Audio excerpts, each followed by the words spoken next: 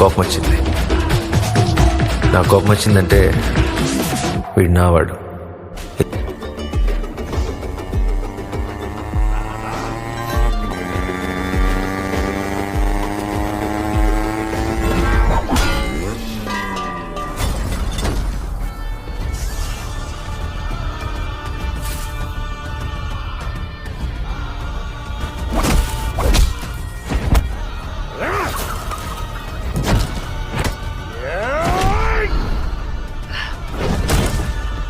సుధా, వీడి పర్ఫార్మెన్స్ చూసి అమాయకుడు అనుకున్నా.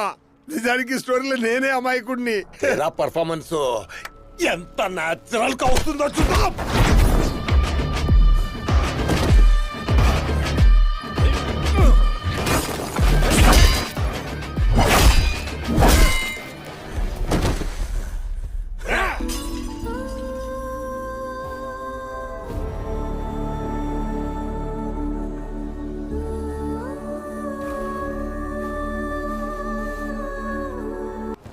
చాలా పెద్ద ఆట ఆడేవరా నువ్వు. చాలా బ్లడ్ పోయినట్టుంది. అయితే హాస్పిటల్ తీసుకెళ్ళాలి. తీసుకెళ్తావా? చెప్పరా.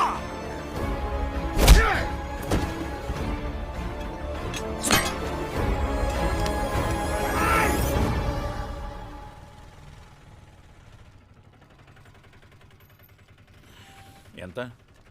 200 సార్. సార్ 500కి చేంజ్ ఉందా? సరే, ఈ 150 ఉంచుకో.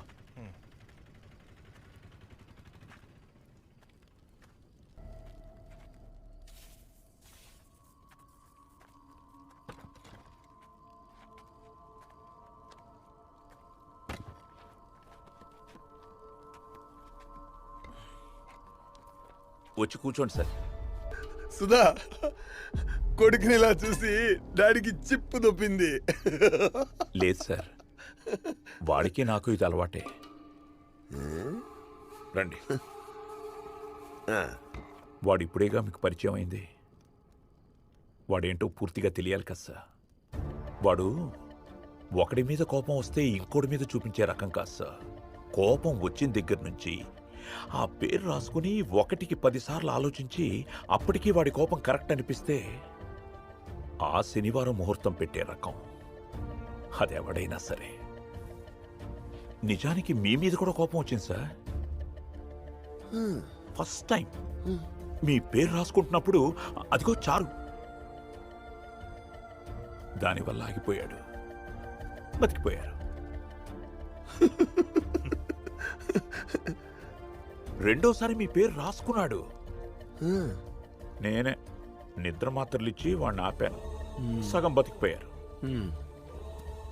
అసలు ఇంకెప్పటికీ మీ పేరు రాసుకునే ఛాన్సే లేకుండా ఈ శనివారాలు మానేయమని వాడి చేత ఒట్టేయించుకుంది నా కూతురు. పూర్తిగా బతికిపోయారు. మా ఫ్యామిలీ మొత్తానికి మీరు రుణపడి ఉండాలి సార్, ఈ రాక్షసుడి నుంచి మిమ్మల్ని ఇన్నిసార్లు కాపాడినందుకు. ఆ రోజు పబ్బులో వాడి 2 కళ్ళే చూశారు.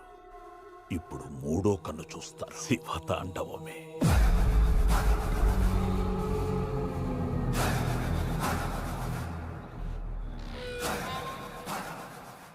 అంటే నువ్వు చెప్పిన శనివారం ఓడిని చూడాలంటే వీళ్ళల్లో ఒక్కరు ధైర్యంగా ముందుకు రావాలి. ఎదవలు ఏం చేసినా ముందుకు రారే. ఏం చేయాలి? ఏం చేయాలి?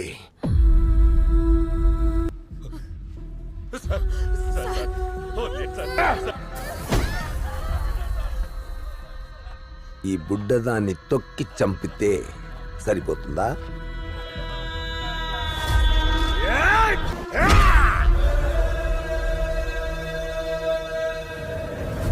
సరిపోదు, సరిపోదు.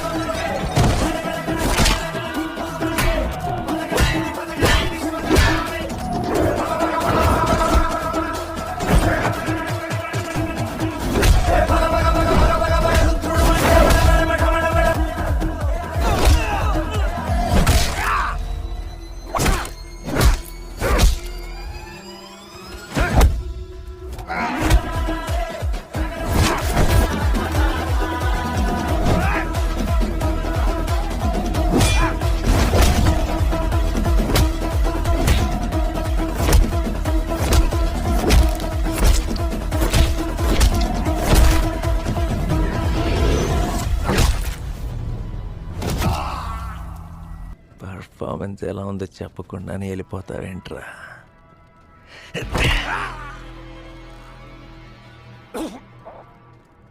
అయ్యయ్యో, హాస్పిటల్కి వెళ్ళాలి. వెళ్తావా? కానీ ఒక్క కండిషన్, వీళ్ళల్లో ఒక్కడు నోరు తెరిచి పాపం సూర్య వద్దులే అంటే దగ్గరుండి నేనే తీసుకెళ్తాను హాస్పిటల్కి. ఓకే? ఇప్పటిదాకా వాడి 2 కళ్ళే చూశారు. 3వ కన్ను చూశారు. శివతాండవం.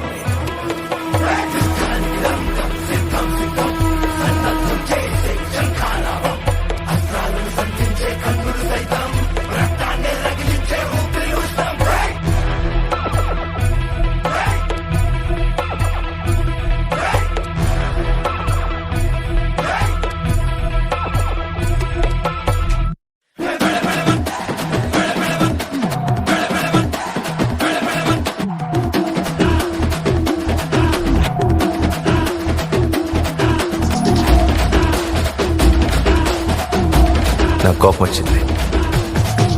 నాకు కోపం వచ్చిందంటే వీడు నావాడు. ఇది నా సమస్య.